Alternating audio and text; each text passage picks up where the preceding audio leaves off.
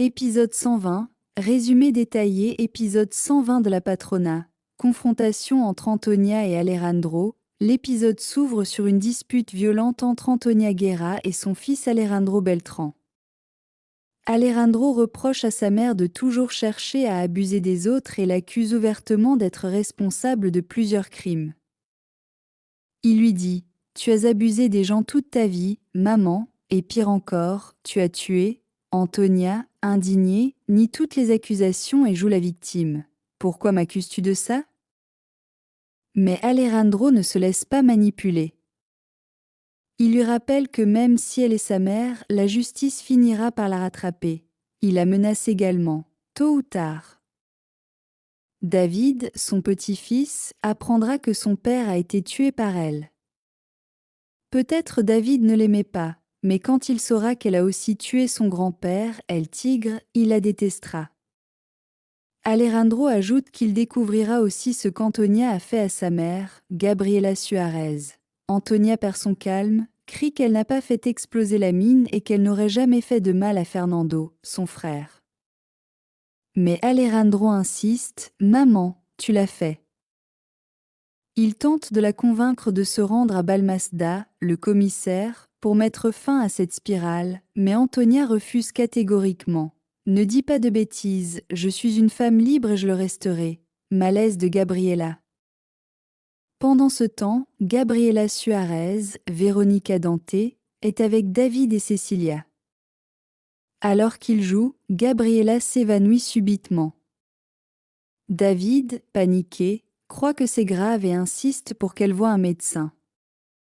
Gabriela minimise. Ce n'était qu'un petit vertige, sûrement à cause du stress du procès. David s'inquiète et ne veut pas la lâcher, tandis que Cecilia le calme et l'assure que sa mère va bien. Gabriela confirme. Elle est heureuse d'avoir retrouvé son fils et cela lui donne une seconde chance d'être heureuse. David lui demande avec insistance. « Tu ne me caches rien au sujet de ma mère, n'est-ce pas, Cecilia ?» L'ambiance reste tendue. Alejandro persiste avec Antonia. Alejandro revient voir Antonia et continue de la presser. Son empire est en train de s'écrouler. Tout finira par être révélé de la mort de son père à celle de Valentina, sans oublier les souffrances infligées à Gabriela. Antonia refuse d'entendre parler de Gabriela. Heureusement, elle est morte. Alejandro explose. Alors parlons d'autre chose. De la honte que je ressens de savoir que ma mère est une assassine. Antonia tente de se défendre, joue la carte de l'amour maternel. « Pourquoi me hais-tu ?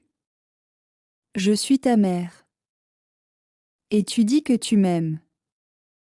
Alors prouve-le, mets-toi de mon côté. » Alejandro lui répond, brisé, « Je sais tout ce que tu as fait. Et tu vas payer pour cela. » Antonia, arrogante, dit qu'elle a déjà affronté la honte publique dans sa vie et qu'elle en est toujours sortie victorieuse. Elle promet qu'elle vaincra Veronica Dante comme elle a vaincu Gabriela Suarez. Alejandro, désespéré, voit en elle une femme aveuglée par sa propre folie. Irene inquiète pour Lucho. Irene cherche des nouvelles de Lucho. Elle avoue à Veronica être très inquiète. Il s'est enfui lorsque Balmaseda et ses hommes sont arrivés pour l'arrêter. Veronica tente de la calmer en lui disant que Lucho aime le danger et que c'est dans sa nature. Elle promet de la prévenir dès qu'elle aura des nouvelles. Irene repart, troublée, Ricardo et son père Vilga. De son côté, Ricardo Vilga fait face à son père, Hannibal Vilga. Hannibal, acculé, supplie son fils de le sauver. « Tu es mon fils, tu as mon sang. » Ricardo rétorque qu'il est davantage redevable à sa mère, que Hannibal a enfermé et torturé. Hannibal nie et traite sa femme de menteuse, mais Ricardo se met en colère. Ne parle pas d'elle ainsi. Hannibal tente alors une autre stratégie. Il propose de l'argent en échange de son aide pour fuir le pays. Ricardo refuse. Toutes les actions ont des conséquences, et c'est l'heure pour toi de payer tes crimes. Ricardo veut qu'il avoue ses crimes et sa complicité avec Antonia, mais Hannibal refuse. Ce serait mettre la corde à mon cou. Le fossé entre père et fils devient irréversible. Les souvenirs d'Antonia et Balmaceda. Antonia se remémore ses moments intimes avec Rodrigo Balmaceda. Elle relit ses mots doux, se souvient de leurs étreintes passionnées. Pour elle, il représente une drogue à laquelle elle ne peut résister. Elle l'appelle et lui demande de venir.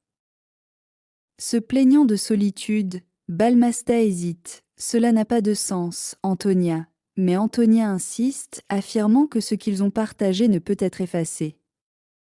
Rodrigo raccroche, troublé par le mélange de passion et de manipulation. Balmaceda et Gabriela préparent la justice. Ensuite, Balmaceda rejoint Gabriela et Constanza. Gabriela lui remet un document crucial, une autopsie non autorisée de Natalia San Martin, la grand-mère de Valentina. Celle-ci avait été tuée par une injection mortelle, la même drogue utilisée pour assassiner El Chopo. Gabriela explique, ce sont 2 meurtres qui s'ajoutent aux crimes déjà déclarés par Lucas Guillet. Balmaceda réalise la gravité de ces preuves. C'est sérieux. Insiste, Antonia est entre tes mains maintenant. Conclusion de l'épisode 120 met en évidence la chute inexorable d'Antonia Guerra. Malgré les avertissements d'Alejandro et les preuves accumulées par Gabriela et Balmaceda, elle reste persuadée qu'elle sortira encore une fois victorieuse. D'un côté, Alejandro est déchiré entre son amour filial et la honte de ce que sa mère représente. De l'autre, Gabriela et ses alliés consolident leurs preuves pour enfin abattre l'empire criminel d'Antonia. Pendant ce temps, les relations familiales éclatent, Ricardo rejette son père Hannibal, David se méfie de ce qu'on lui cache sur sa mère, et Irene souffre en silence de l'absence de Lucio.